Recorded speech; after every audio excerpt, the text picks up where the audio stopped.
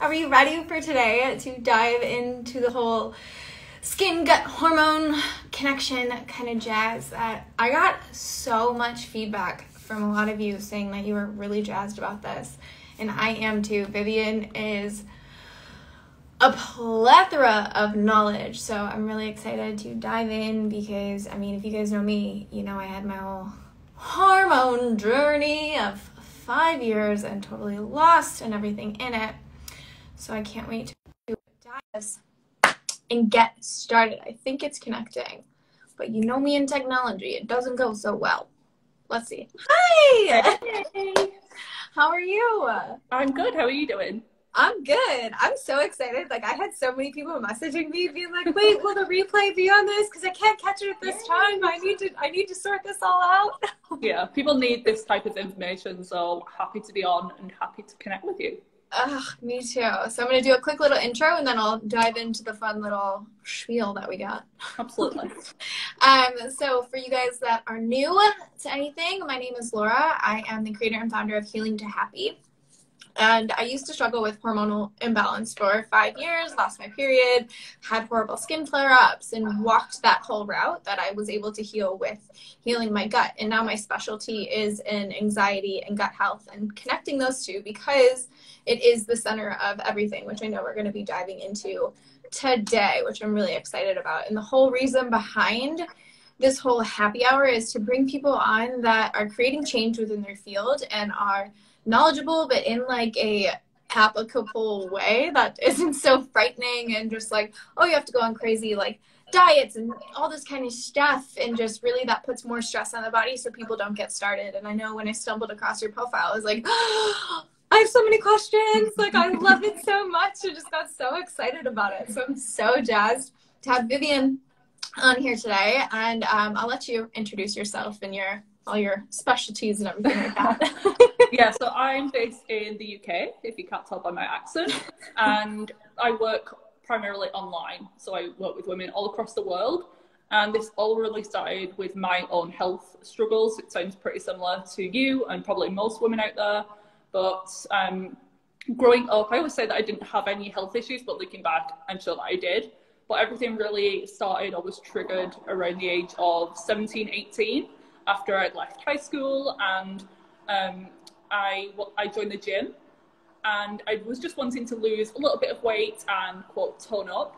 But I have a bit of a extreme personality, so when I get into something, I really go for it. So a 3 times per week gym workout would then turn to 2 hours every single day, back-to-back classes, simultaneously restricting my diet.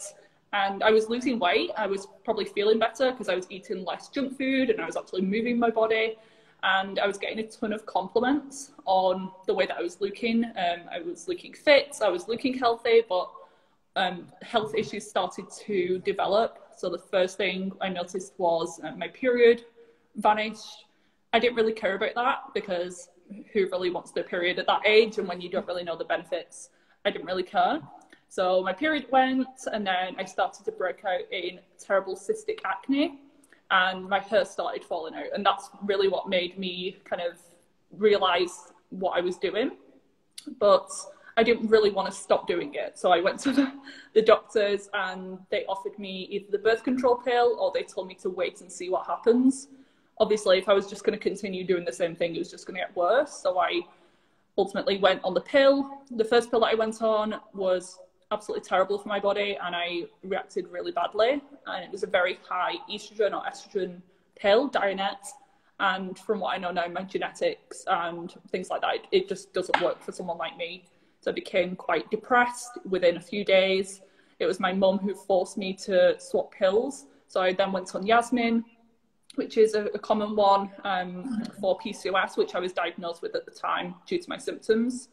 And that one didn't cause as many problems initially. So I thought, oh, it's fine. My skin's actually clearing up. My hair loss slowed down, but it never grew. Like in the 2 years that I was on it, I think I had like 2 haircuts, and I would never have to shave my legs or anything like that. My nails never grew. So at least the hair shedding stopped, but it was so thin, and other symptoms started to develop. So I would get more food sensitivities, and I would become really anxious, and I started getting hives. So I didn't have acne anymore, but I started getting hives on my face, and I was reacting to like fruits and vegetables that I'd never had a problem with. And it was, I think, 2014, I went to work in a summer camp in the US. So I was a camp counselor teaching aerobics and yoga for the summer. And I was trying to be healthy there as well, which is pretty impossible at a children's summer camp. If you've ever attended one or seen the food that's on offer, it's kind of like pizza, pasta, chicken on rotation. So I was really under-eating for the amount of exercise that I was doing. It was such intense heat. My body just wasn't used to that. And I was working like 12-hour days plus, trying to take care of all of these crazy kids. And my health like really got bad during that time. And something else that happened, I got food poisoning, or like a really bad digestive issue twice in the last 2 weeks during my travel. And also, this has just become a revelation recently, but I was bitten multiple times by a mosquito in New York City, and I think I may have contracted Lyme disease or Borrelia during that time as well. So after that trip, that was like the turning point. I always ask my client, like, when was the last time you felt sick, or what was the triggering point in your journey? And for me, it was that whole trip. Not that I regret it, but that's really when things really kicked off with my digestion. So I sought the help of a nutritional therapist myself, because I was extremely bloated. Even after tiny amounts of food, I was reacting to literally everything. I wanted to come off the pill at that point, because I kind of had an intuitive idea that the pill wasn't great, and I really wanted to find out what was going on with my body. So she helped me transition off the pill. Obviously, my skin flared up like crazy afterwards, and there was a whole process with trying to heal my gut multiple times. I lost a ton of weight, even more weight, and I was really underweight at one point. So my weight has kind of fluctuated, probably 30 kilograms or 60 pounds in my life, being too underweight because of the restrictions and the gut issues, and then putting on a little bit too much weight because of some other health issues, which we might come on to down the line, with things like mold and the Lyme as well. So yeah, it's been an up and down journey. Girl! During that time, that's what inspired me to study, because I was like, it's not just me, there's tons of other people, whether they know it or not, struggling with these symptoms that may be common, but they're absolutely not normal. Yes, and you ended that perfectly with like everything you said. I'm like, yeah, same. Like all of that, same. And at the same time, we write that off, and we're just like, yeah, like, but everyone feels that way. Like, exactly. Like anytime you meet someone, they're like, oh yeah, I'm bloated. Oh, I got this skin flare up. Oh, I have this, that, and the other thing. And we just write it off as like, oh yeah, that's totally normal. And we're like, no, it's not.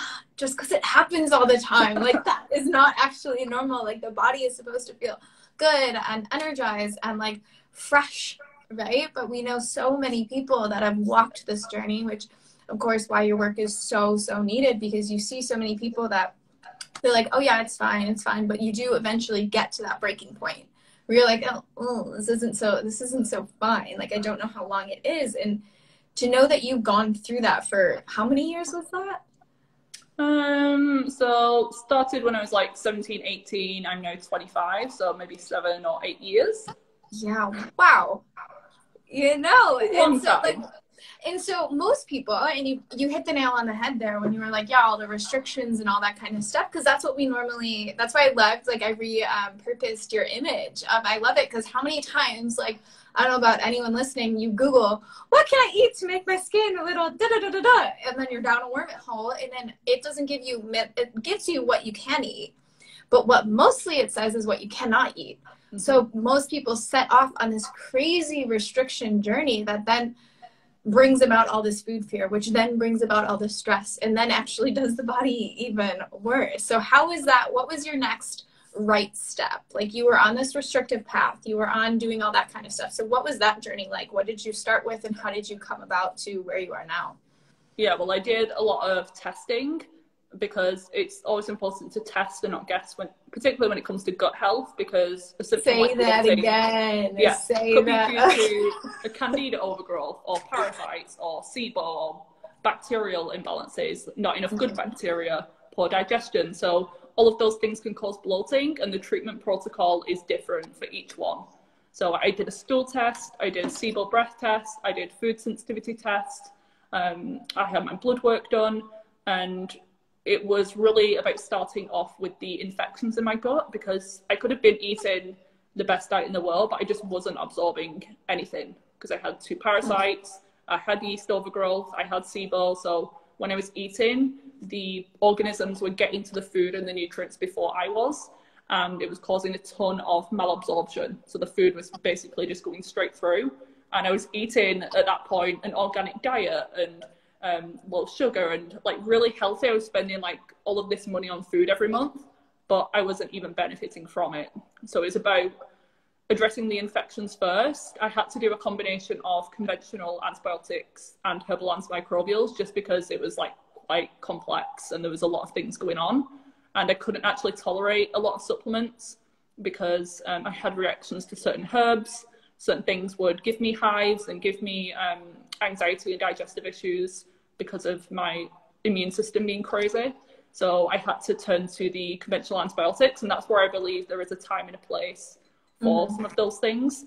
And I don't think I would have got the results as quickly as I did without those things. So I'm not completely anti-medicine at all. There's a time and a place, but it was quite a lot of supplements, and there is also a time and a place for restrictions in diet, especially if you're eating something that your body is rejecting or is causing this huge inflammatory response. It's going to be hard for you to heal and ultimately expand your diet. But I was in a place where I was scared of food. So I would go on holiday with my family and I'd literally stay in the hotel and use the hotel kitchen to cook my own food.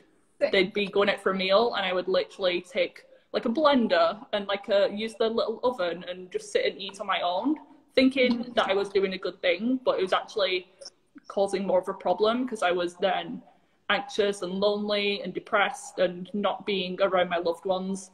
But yeah, you have to kind of weigh up and not be too restrictive. But if you're hypersensitive like I was, then sometimes it is necessary. But there are all programs like DNRS now, Dynamic Neural Retraining System, that help to rewire the brain, because sometimes your brain gets stuck in these patterns and it can be very hard for you to kind of expand your diet.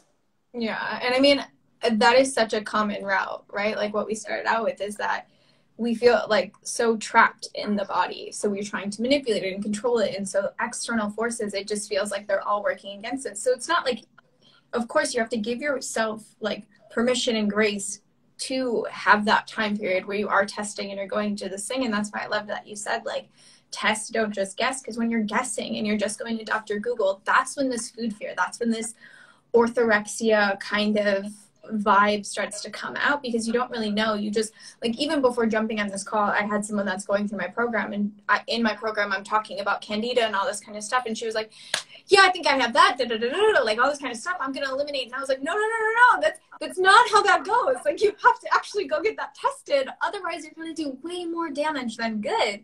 And you can then be on this crazy elimination diet, you can be the restriction, and you're missing holidays with your family for no reason. Not to say no reason, but like you're so in this moment of loneliness, of restriction, and that part, like, even if you are eating those types of foods, because you're so lonely and stressed out, you're not actually absorbing it.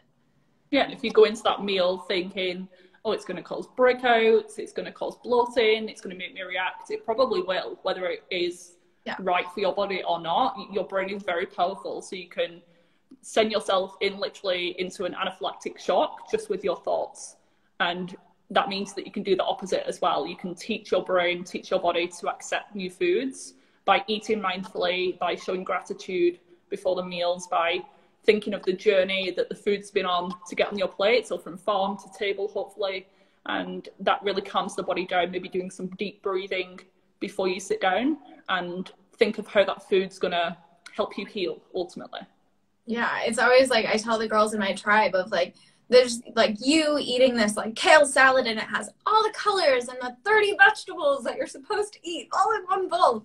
And then your friend next to you, and you're like sitting there like eating it, pissed off, like not so happy about it. And your friend next to you just like engrossed in this nice like grass-fed, juicy, delicious burger. And like that burger in that state of mind is so much better for her. Even if it's not grass-fed, it is so much better for her than that stressed out salad that you're eating. And it's Everyone crazy is so how different gut brain. Huh? Everyone's so different in what they tolerate. As Yeah. you put on the post, and from my story, like I was eating all the gut healing foods, Yes. like Yes. bone broth, kombucha, sauerkraut. I was meal prepping, so I was making roast vegetables and roast chicken on a Sunday and eating it throughout the week, trying to save time. But that was actually making me worse because I developed something called a histamine intolerance, or like mast cell activation syndrome. Mine was like a bit of the extreme level. There's varying sensitivities here, but I was trying to like push through eating them because I was reading these are the best things for gut health. So I was like downing the kombucha every single day, and my anxiety was off the charts. My scalp was on fire with like rashes, and it was itchy. My face was full of acne. And I was like, oh, I'm just detoxing. It's fine. Like, I'll get through it. This must be what heals the body. But I needed like the exact opposite protocol. Those foods were actually causing more inflammation in my body. And I actually have a blog post specifically on my skin, how I cleared my cystic acne in 1 week by eating less healthily. And that's a bit of a triggering kind of blog post title, but it was true. I have like before and after pictures. My skin was inflamed, it was red, I had the cystic breakouts. I figured out that these histamine foods, for me, this isn't for everyone, by the way, so definitely you don't need to start here, but within a week my itchiness had gone, my skin was actually clear, and I'd already done the work on gut health and all of that at that point, but that was like one of the missing puzzle pieces for me, and I didn't hear that spoken about at all, really. It's really not. Like a few years ago. It's not out there a lot. And I have a lot of people like come to me and they are asking about like, hey, like if I have histamine reaction, like what do I do? How do I heal my gut? Like everything you talk about, I can't have. Like, what do I do next? So talk to me about that. So you say you started with healing your gut. So what was that kind of when you first initiated that process? What was happening and what were you doing? Yeah, I think I did things like simultaneously as well. Otherwise, it would have taken me like 10 years to do everything. So the basic lifestyle things of stress management, because if your stress and cortisol is through the roof, your gut isn't going to be able to heal. That mindful eating that I was talking about, making sure that I was getting enough sleep, avoiding those high histamine foods for me. So eating a more of a low histamine diet. And again, I have a blog post that shows kind of my interpretation, because if you look online at histamine rich foods, literally every food will come back on one of the websites, so you're going to end up very restrictive. And this diet as well isn't a long-term fix. It's actually just a symptom managing diet whilst you work on the underlying root causes of the problems. So at first I was like, oh my god, I found the answer, like this is it, I just need to eat low histamine for the rest of my life. But then I started to think, okay, that's not normal, I shouldn't have to eat such a strict diet and take all of these fancy supplements every month and do tons of detoxing. So then I had to look deeper and figure out what was going on. But for gut health specifically, I would eat a lot of easy to digest. Can you give me 1 minute? Your delivery's here. I knew it would happen. Sorry, 1 second. Guys, before we jumped on here, she messaged me and she's like, I'm gonna have to get my parcel in the middle of the delivery. Do I have to come down to sign for it? No, yeah, that's fine. Thank you. I love it. So good. I'm back. I've told them to leave it downstairs. Perfect. Sorry about that. So, yeah, lots of easy to digest foods. So, I personally love the Instant Pot. I don't know if you've heard of that before, but it's like a multi-system appliance. Oh, like the... Yeah. So it's like a pressure cooker. Yeah. So I would pretty much make everything in there. So it makes everything like really mushy, easy to digest. So I just throw like veggies and have lots of soups and stews and smoothies and things like that. Just thinking of like a baby's guts, like a newborn baby. You want everything to be really easy to digest. No like big bowls of raw vegetables and salads and nuts and grains, because they can be really irritating for a lot of people if they have digestive issues. And then I did antimicrobials. So as I said, the conventional antibiotics and also herbal antimicrobials. So a few different products, but things containing like berberine, garlic, oregano, and neem. So they were pretty well tolerated for me. I did things like binders, coffee enemas, like detoxification, things just to get everything out the system. They were the main things that I did.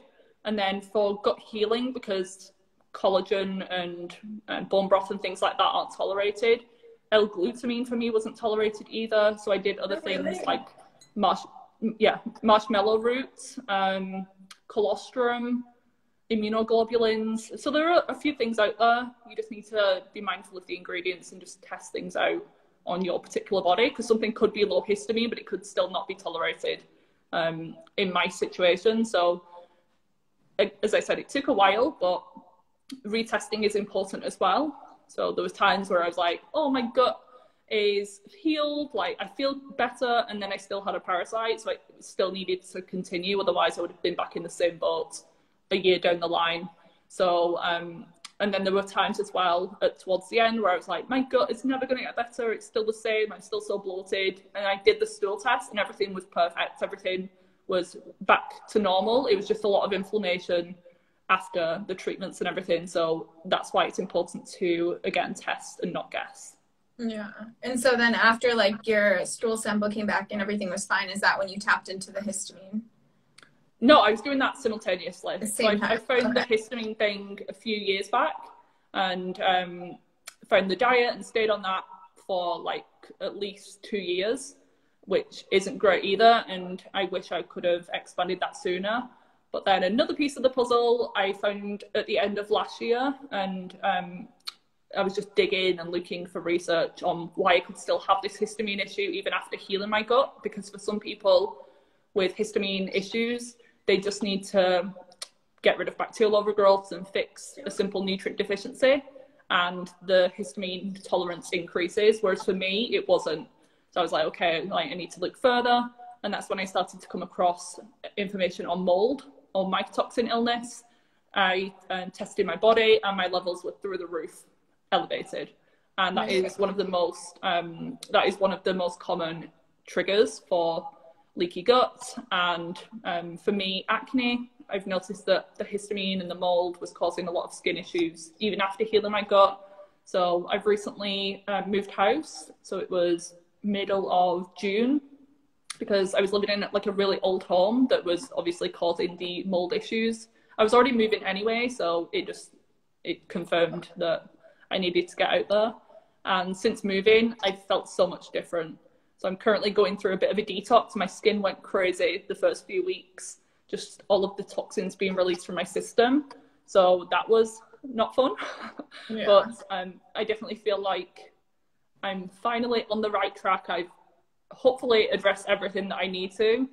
I always say, I joke that I've probably been through everything out there, like thyroid issues and adrenal issues and food sensitivities and nutrient deficiencies. But I'm like, okay, universe, that's enough. I don't need to experience any I surrender. Yeah. I surrender. Because I understand that these things are helping me to learn about them and help other people, but I'm like, okay, that's enough now. I've been through enough. Yeah. But yeah, so how, like, something you spoke on was just like how the low histamine diet isn't sustainable long term, but a lot of people do approach that being like, okay, this is the end all be all, I'm going to do that. I see that with a lot of my clients where they're like, I'm low FODMAP, I'm doing this, and I'm like, you're missing like I know every other pillar. Like, you don't realize that's just for a time period. Like, that is for no more than a month.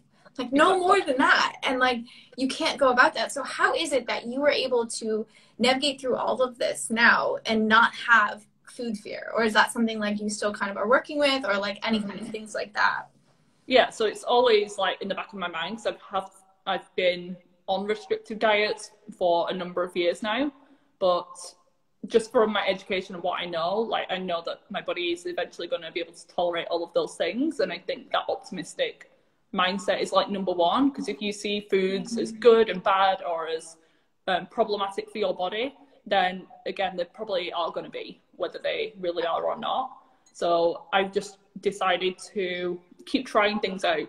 So I'm still sensitive to things like chocolate. I haven't really tried any fermented foods. I'm not really a fan of them anyway for myself. I don't really enjoy them necessarily. So I found other things like probiotics certain probiotics, by the way, that you buy from the store, or like the supplement versions, some of those can be high in histamine as well. So the brand that I like is Megaspore, or the spore-based probiotics. Yes, Yeah. I'm so happy you just said that. Just Thrive. That's another great brand. Yeah. So they really helped me on my journey as well. That's another thing I didn't mention. So I tried some chocolate the other day, and I was like, oh, I'm fine. Like, everything's feeling better. My brain fog's gone. My energy's feeling good. So I tried some chocolate, and I was really itchy. And I had some breakouts the next day. So I was like, okay, chocolate's not on the cards at the moment, but I'm just going to keep trying and trying and trying. And I'm thinking of those foods as nutrients and energy and building blocks for my body rather than good and bad. And I think when people are having to restrict foods for health reasons, so maybe it's dairy or gluten temporarily because they're trying to heal their gut, also not seeing those foods as dangerous or bad because it may be that you can tolerate them in the future. And I don't want you to train your brain and your body into thinking you can never have them again, because sometimes you just need to remove them for a little while, address things, and then they can be perfectly healthy foods for your body.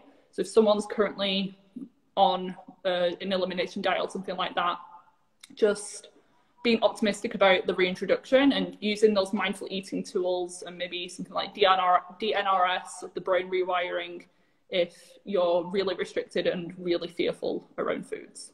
I'm so happy you just touched on that. Like, that is such a key factor of empowerment around food, right? Like, when we take something out, it's not see it forever. It's just one of those things of like, how can we make this a game? How can we become the detective in our health as opposed to being fearful of it? And that's such a hard one, right? Like, at the end of the day, it's the mental capability of how do we look at food and how do we make peace with it, of like, instead of looking at all these laundry lists of foods that we can't have and foods, and it's like, actually look at all the foods that you can have, and then for a while just focus on that, and then experiment, like you just said with the chocolate. But I know so many women that are just like, cannot, will not, and they're stuck in their hotel rooms, like making the food and doing all that kind of stuff. And so when that was where you were at, how was it that you were able to get from that position to where you are now of experimenting with chocolate and all of like the empowerment around food as fuel?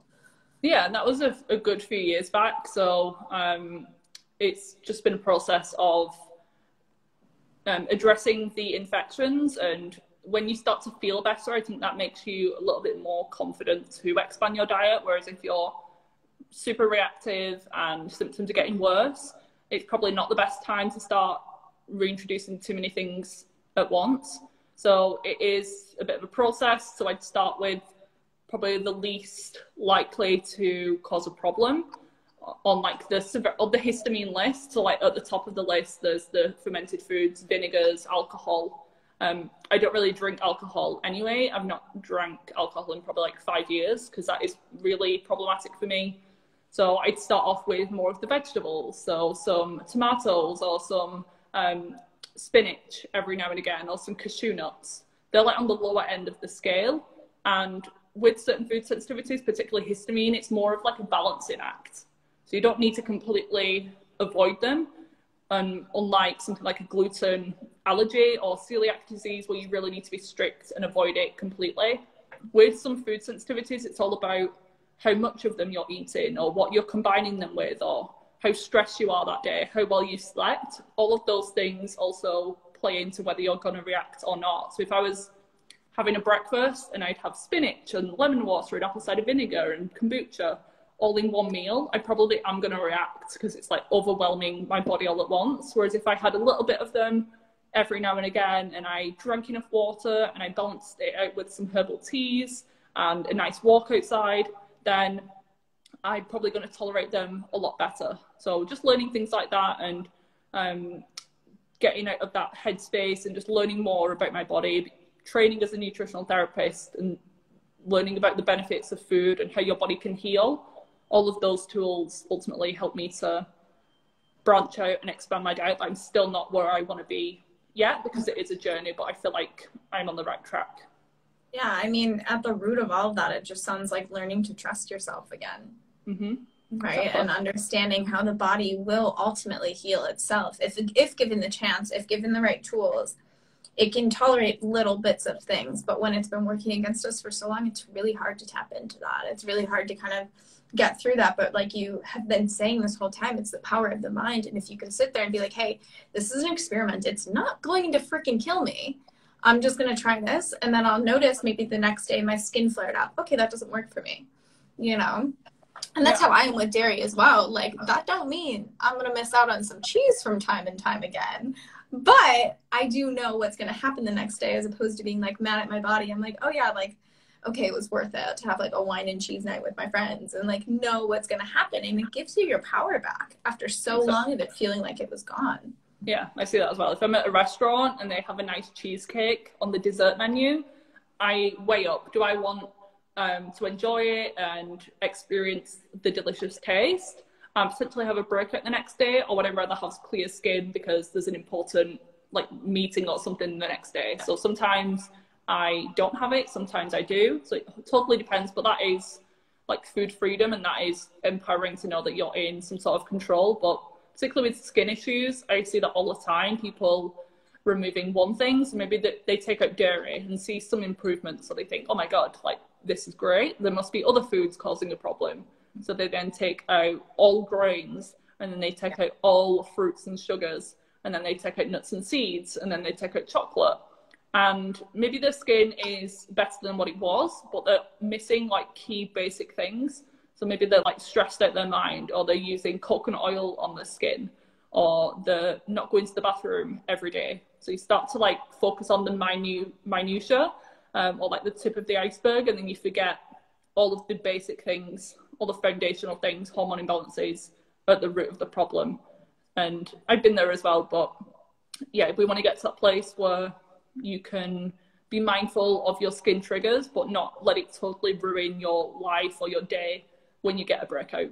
Yeah, and I mean, at the end of the day, it's creating a health plan so you can still do stuff within your life, you know? And if you can't sustain it, it's not really going to be helping you in the long run. And like you said, we're so hyper-focused on like, what can I take out? What can I eliminate? Because that's essentially the easy part, right? When we get to the foundation, it's like, oh, what actual nutritional deficiencies? What's going on with our thyroid? What vitamins and minerals are not balancing well in our body? Are we actually too dehydrated that we're not replenishing our body with the right minerals and, you know, the right potassium, magnesium, vitamin E, whatever, you know, like we could be missing these key root things, but we're like, but it's fine, I don't eat cheese. And you're like, missing the point. Food sensitivities are the symptom of something deeper. That is such an important point. So someone might have a long-term like gluten intolerance, and just removing that, the health issues could be completely fine. But if you're reacting to all of these other foods, it's not the answer just to cut them out. It's your body telling you that something else is going on, usually in the gut and the immune system. But I see that all the time as well with people trying to perfect their diet, take the supplements, do all of the exercise and expensive testing. But if you're dealing with some sort of emotional trauma or stress or limiting belief, that's going to keep you stuck. And that is the hard stuff really that needs to be done. But a lot of people focus on the easy things, just popping a pill every day or taking something out of the diet that is so easy compared to these really deep, complex emotional blockages. Yeah. So talk to me kind of, so I do know a lot of people that have taken the antibiotics for skincare and all that kind of stuff and skin relief. So talk to me more about that kind of path and how people can support themselves while they're on it. And I mean, what is the root cause? Will that actually heal it? What can they do to follow up with it and all that kind of stuff? Yeah, that's one of the most common prescriptions or treatments for acne is the conventional antibiotics, whether it's like doxycycline, tetracycline, any of those. And it can help some people. Some people don't notice any difference at all, but they keep going like round after round of antibiotics, just trying to hope that something eventually clears up. But in that process, you're actually making the issue worse because antibiotics aren't really selective. They just go into the gut and kind of just like an atom bomb, just kind of blow up everything, good or bad. They don't kind of decide. And to think that the antibiotic is just going to go through the gut to the skin, it's not really what happens. It's going to affect your vaginal microbiome, your oral microbiome, your gut microbiome. And when you do antibiotics continuously, you're affecting your immune system, you're affecting the way that you break down and absorb your food, and you're just causing more inflammation and more likely for bad guys and opportunistic yeasts and bacteria to start to take over. So they might give you a quick fix, but they're really not addressing the root cause. And if you have not enough good bacteria or too much bad bacteria, you're just going to be constantly fighting an uphill battle. The other treatments that are recommended by conventional doctors would be the birth control pill and Accutane. I see those being the most common problems. And there is, with acne, an overgrowth for some people of bacteria or an imbalance of bacteria and things like yeast on the skin. But if someone's going to do antibiotics, I'd probably prefer them to do a topical antibiotic if they're going to do anything. I see a lot of success just treating things naturally, but there are so many root causes. A lot of it does stem from the gut, so I always start there. And even with hormones, people think, oh, I have hormonal acne, it's nothing to do with my gut. If your gut's unhealthy, your hormones cannot be balanced. So whether you have digestive symptoms or not, we need to start with investigating the gut. And there are some basic things that can be done. So just some digestive enzymes and some probiotics and the mindful eating. And that might help someone. But if they have ongoing issues, then sometimes stool testing could come in just to exactly see what is going on. And then some other triggers that I see or other things that I'd address would be things like liver detoxification. If your gut's unhealthy or if you have certain nutrient deficiencies, your liver is going to be burdened and backed up and clogged. And we're bombarded by so many toxic chemicals in the world these days. There's like hundreds of thousands of new chemicals every single year, I think, that are introduced into the system. And people always say, oh, your liver is designed to just detox on its own. You don't really need to do anything. I'm not talking about like a detox cleanse or anything like that, but sometimes you need to give your body a little bit of a helping hand with some additional liver support. As I said before, coffee enemas are one of my favorite, and they were like my lifesaver, especially when I was dealing with mold. My liver was just not functioning optimally. And then when I said I was starting the detox and when I moved house, my liver being burdened, that was what was causing my acne to get worse during that time. But thankfully that has settled down a little bit. So yeah, these treatments, antibiotics, Accutane, birth control pills, they're just band-aid solutions. And it's not really your doctor's fault because they don't really have any other alternatives. They don't know of the power of nutrition and lifestyle and functional medicine. They are trying to help you, and all they're trained on is give a pill for an ill or give a cream or kind of shut down the body just so hormones aren't functioning at all and you're driven by these synthetic hormones every month. So I used to be very angry with doctors because it's just crazy to think how that medical model is still running. But now I'm like, okay, I can't be super angry with them all of the time. They literally don't know. But it's when doctors dismiss someone's questions around diet, like they'll say, your diet has nothing to do with acne, and that is just ridiculous. Don't get me started. And so what would you, I agree with, I get called when I go to doctors here, like in Thailand, because medications here are just up the ass. They're just like, so all they want to do is just like, here's a pill, get out, which is everywhere. But they call me frustrating, and I'm just like, oh, thank you. Because I have questions, like a lot of them.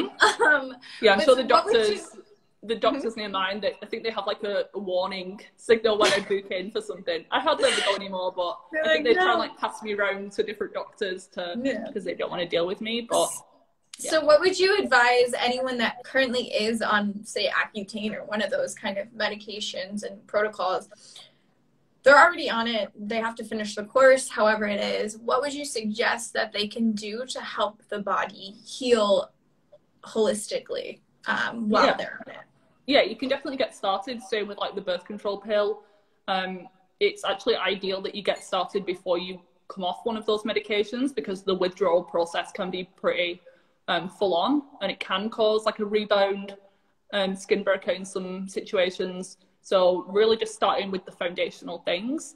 So making sure that you're eating nutrient dense foods. The food recommendations would be a little bit different for everyone. based on what I said before, like what's healthy for me is going to be different to what's healthy for you. But if you can focus on as organic as possible, as minimally processed as possible, and cooking from scratch as much as possible, that's going to be a good place to start. Making sure that your blood sugar's balanced, so eating proteins, carbohydrates and fats at every meal that you have. Managing your stress, so if you're really anxious and really scared of what your skin's going to be like after the medication, you need to work on that mindset around it as well, otherwise your skin is going to break out. So use your mind to your kind of benefit. Making sure that you're going to the bathroom every day, at least once, ideally 2 to 3 times, just to make sure that you're clearing excess hormones, and the medications need to come out somewhere. So you need to really enhance detoxification, not necessarily while you're on that. You can't really do any like liver support or binders or anything like that whilst you're on medication, but that can really be upregulated after you come off the pill or the medication. And exercise, so sweating is great for like everything. So making sure that you're doing some exercise and some movements, but not going overboard. Like over exercising can be a stress on the body. So when I say stress, I don't just mean mental, emotional stress. I mean physical, not enough sleep, too much caffeine, too much exercise, not enough exercise. These are all under the stress kind of umbrella. So you need to focus and work on all of those things, and making sure that you're sleeping, because that's where you heal. That's where your skin actually renews, particularly the hours between 10 p.m. and 2 a.m. That is where the physical healing happens. Whereas the hours between 2 a.m. and 6 a.m., that's where the psychological healing happens as well. So that's where memories are consolidated, thoughts are processed, dreams happen. So you want ideally to be sleeping between 10 p.m. and 6 a.m. So if you're not sleeping, it's going to be really difficult for your body to heal, but particularly your skin. That's so interesting, because I wake up at 5:30, so now I'm like, yeah, I mean, 30 minutes, it's not going to be too much of a problem. It's all about the quality of your sleep as well. Someone could be sleeping 10 hours, but if they're not in the deep phases of sleep and they're tossing and turning, waking up to urinate every 2 hours, then someone with 6 hours of really deep, good quality sleep, they're actually going to be better off. How interesting. Because that's why, like, when I was super into like biohacking, which meant screwing up my hormones tremendously, it was those people that was like, oh, I can biohack myself and sleep for 4 hours, and you're like, really? So that's super interesting. Yeah, a lot of them are men as well. So men. Yes, that's who I was following. Different. And it's like, God, who is it? It's the bulletproof guy. Yeah, Dave Asprey. Yes, and I was just like, yeah, it's fine. Like 4 hours, I got it. And I'm like, girl, you got a uterus. Sit down. Exactly. Yeah. So we have completely different needs. So all of the research on like fasting and really intense fasted exercise and bulletproof coffee and all of this biohacking stuff, it's all based on men or postmenopausal women, because they can't really do studies on women of reproductive years just in case they fall pregnant and something's not safe for the baby. Oh, really? So yeah, there's a huge problem in science and research with things not being tested on women. And same with medication. They just basically give a blanket statement that it's good for everyone. But that's why a lot of women are falling into hormonal chaos, like with everything that they're doing. It's because they're not respecting the like female cycles and the hormones and how the energy is going to fluctuate and the mood's going to fluctuate in different phases of the menstrual cycle. Yeah, I mean, I knew that there weren't many studies on women, obviously, but like, I didn't know it was because of the whole pregnancy thing. I mean, yeah, that makes so much sense. Like for me, I was so into the biohacking thing, got down to like a scary skinny weight and was like, I'm fit and like, look at my abs and all this kind of stuff. And I sleep 4 hours and work out 18 hours out of the day, and like lost the period, had the skin flare up, had my body go out of whack, digestion, just like every single thing, but still kept going. So kind of like how like you said in the beginning of your story, it was just like, yeah, my body was doing this, but like I felt good, so I kept going. And you're like, I didn't actually feel good. Like I just wasn't even aware that I wasn't feeling good. Exactly. And sometimes like the healthiest you look is actually the time when you're the least healthy. So when I was like ripped, I had the 6-pack abs, I looked good, I was lean, like what everyone thinks is like aesthetic goals. Yeah. My hair was falling out, I didn't have a period, and I was like not healthy. Yeah. And that's the thing. And we're like sitting there and we're like, well, it's fine, I don't need a period. And you're like, everyone does. Like, that is how you know you are healthy. Like, you should praise it, you should do a dance around it, like love on it, all the kind of stuff. And like, yeah. So what do you kind of see? It's a sign of health. Yeah, it is. It should be celebrated. And that's when we're just like, oh, glory in all of its forms. And like, it shouldn't be crazy painful either. Like, it should be, yes, you're going to feel a little bit more fuller and slower and calmer, but it's like those earth mama vibes, right? Like, you nurture that. It's not supposed to be like, I'm going to pass out, my skin is going nuts, my body feels like it's against me. It's like, no, that's also a giant indicator as well, you know. Exactly. But a lot of there should be like ups and downs, but you shouldn't be yeah. like extremes, highs and lows, and feel like a completely different person before your period. That is showing like some sort of hormonal imbalance. Exactly, and the root of it all. One last question I wanted to touch on is, I was reading a post, I'm going to pull it up actually, and you were kind of talking about the 5 acne triggers that you may not be aware of. And I kind of wanted to touch on that because I know a lot of people that, at least in my tribe and all that kind of stuff, they're quote unquote eating all the right foods and doing all X, Y, Z and all this kind of stuff. So what are some of the unknown triggers that could be underlying? I can't remember, when was this post? Like, I can't remember what I said. This was, so you said, do you want me to read them to you and then we can expand? Read okay, them so the first one you said is poor bile flow. Mm-hmm. Yeah, so the bile is what carries toxins. So when I say toxins, I mean used hormones. So once your body has used something like estrogen or estrogen, it needs to be taken out of the body. Otherwise, it's going to cause problems. So your body sees it as a toxin. Other things are just like plastics and parabens in skincare products, heavy metals in the air that we breathe. These are just natural byproducts from digestion. They're all considered toxins. So once your body is digesting, it releases bile into the intestine, and that's what carries toxins into the bowel, and then you excrete them. So with acne, if you have sluggish bile flow, those toxins aren't going to be eliminated correctly. And your skin is your largest kind of detox organ. So when the liver and the gallbladder and the bowels aren't working, it will try and find an alternative route or exit pathway out the body. So your skin is where that's going to show up, either in rashes or eczema or hives or cystic breakouts. So yeah, that's exactly why bile flow is connected to the skin. And there's a number of reasons for sluggish bile. It could just be not eating enough healthy fats in the diet, not enough cholesterol. Cholesterol gets a bad rap, but we need cholesterol for every cell and for bile creation. Could be estrogen or estrogen dominance that can slow down the bile flow, or just an overburden of some of these toxic chemicals in the system that can also cause it as well. I mean, and I think you touched on so many great points there, because a lot of the time we don't talk about bile flow or any of that stuff, but like we're thinking of like, oh, I don't poop, and we think that's normal, so we're like, oh, I'll drink more water, and you're like, not really. Like, even like the post that I just did recently was just like, if you have a wheel that's stuck, like, you don't throw water at it, you pour oil on it. Like, you need to lubricate it out. We don't give enough emphasis. I can't say that word. God dang. Yes. To adding healthy fats so that we can actually have a lubricated system and get that bile flowing and get everything going. Yeah, people just add like more fiber, and sometimes that can actually make constipation worse. I swear that's actually like what's going up today on my like post for the day. It's like, I swear to God, if someone says eat more fiber, drink more water one more freaking time, like, that would have been the worst thing for me, because all of that fiber is just going to irritate your gut lining if it's already inflamed. Yeah.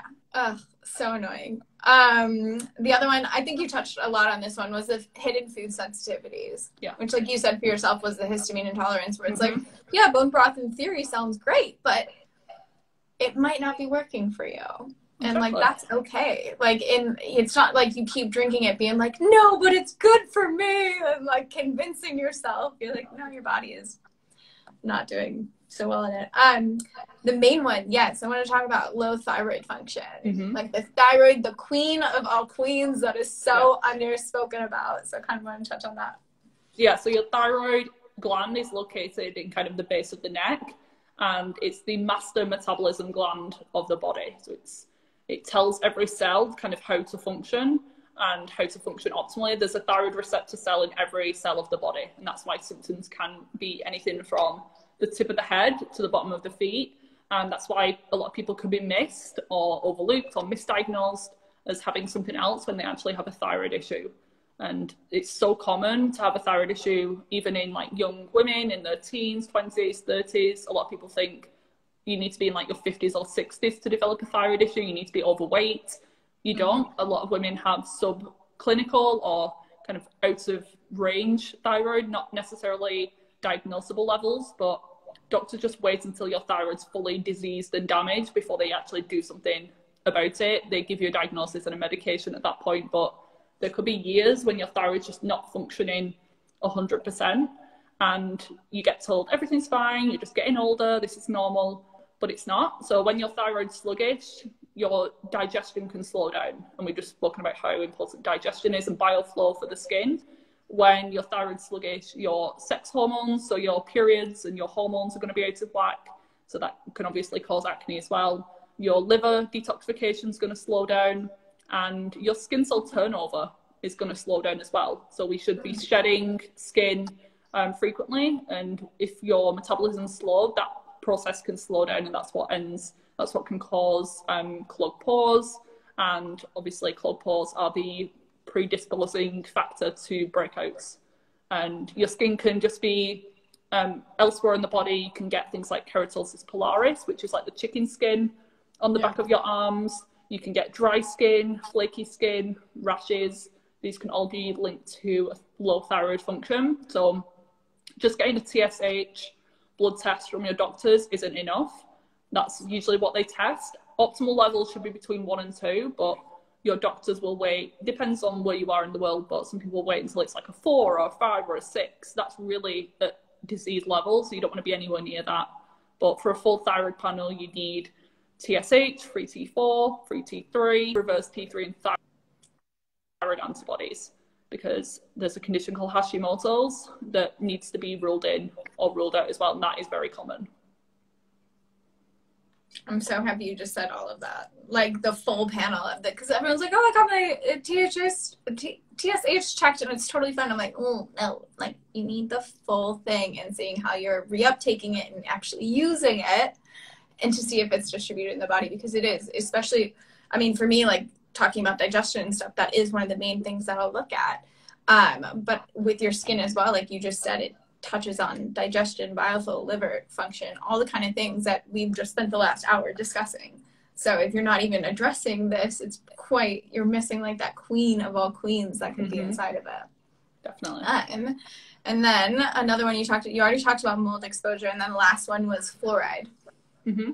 Yeah, so I'm actually going to have I have a podcast called Hormones in Harmony, and I've already interviewed her, so this will be released within the next few weeks, and that's her whole thing. It's fluoride and acne, because it hasn't been a huge factor for me, but I've seen this happen before, where someone's quote doing all the right things and they have a hypersensitivity to fluoride in toothpaste and drinking water. Some places, some states or some countries, they make fluoridated water mandatory. So they add it because they think that it helps with bones and teeth. Dentists are notorious for like thinking fluoride is the miracle cure for everything, but we actually get enough fluoride naturally from foods, so we don't need to add extra in. There's a lot of places that I think they did a study in Birmingham, which is a city in England, and they have a very high level of fluoride in some places in the water, and they had the highest levels of like infertility and hormone imbalances in the UK. So there's a huge link with fluoride affecting the thyroid, so it can affect that whole thing that we've just been talking about. But it can just be a sensitivity, and it can cause breakouts. So if your breakouts are mainly around the bottom part of your face, yes, that can be hormonal and inflammation and just other things. But particularly around like the mouth and the chin and the lips, could be coming from your toothpaste. So I recommend everyone swaps to a fluoride-free toothpaste if possible. You can Google search your town or your state and fluoridated water to see if it's added to your area. My town isn't, which is good. But if yours is, you'll need to get a special water filter to get rid of that in the system. But yeah, it's just something else that's commonly overlooked. Yeah, that's so interesting, super informative. Well, thank you so much. Is there anything else that you kind of wanted to touch on that we didn't get to touch on? Not really. I think we've covered like a lot. A lot. I'd say if you're struggling with hormone imbalances, acne, gut issues, you also need to be patient, and you also need to realize that there's going to be ups and downs. So you can't expect you to have 10 years of chronic period problems, 10 years of chronic acne, and start to improve your diet. And within even a couple of months, notice clear skin. There's going to be days where you're like, oh, my skin's less inflamed, I'm getting less breakouts, my PMS is better this month. And then there's going to be a month that like knocks you back and you're like, oh my God, nothing's working. So the healing journey is like really up and down. It's not just a linear path. The skin is really an accessory organ. So it's not important for survival necessarily, whereas your heart and your liver and your kidneys are. So your body is going to always prioritize the health of those over whether your skin's clear or you're breaking out or you're losing your hair, anything like that. Your body is always trying to do the best that it can. And if you see these symptoms as messages or kind of feedback from your body, rather than trying to mask them, cover them up, hate them, like hate the way that your body looks, talk bad to yourself, you need to like work with your body and see these as being like the red light that comes on the dashboard in your car. You're not just going to stick a plaster over it and ignore it. You're going to listen and kind of address things holistically rather than looking for a quick fix. What a beautiful ending. Thank you so much, Vivien. How can people get in touch with you and learn more about everything and how you serve people? Absolutely. So here on Instagram at Viva Natural Health, my website vivanaturalhealth.co.uk, and my podcast is Hormones in Harmony, and that's on YouTube, iTunes, Spotify, on my website as well. So yeah, if you've got any questions, let me know. And yeah, it was lovely chatting with you, Laura. Yes. Thank you so much. Have a good rest of your day. You too. Thank you. Thank you. Bye-bye. And for all of you guys, the conversation continues over in our Happy Gut Gang on Facebook. So hopefully see you guys in there. But thank you for joining. And if you know anyone that is struggling with acne or anything like that, make sure you share this with them. Sending you lots of love, my dears.